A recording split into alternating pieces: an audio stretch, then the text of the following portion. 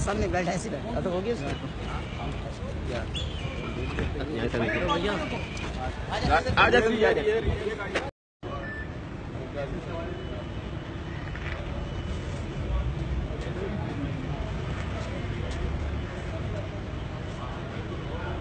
जल्दी ले आ यार, जल्दी कर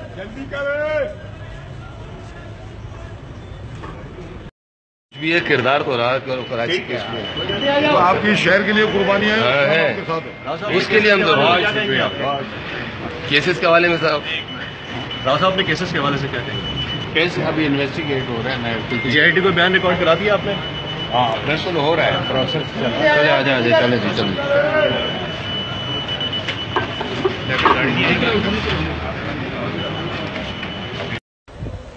सामने बैठा ऐसे तो हो गया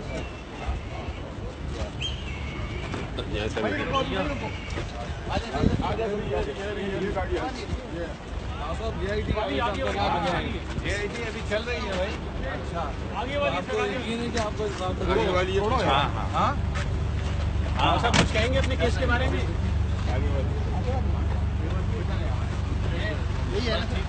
ठीक है राव साहब, जीआईटी पे भरोसा है आपको जो मौजूद है जीआईटी? अभी देख रहे हैं मैं उसके वो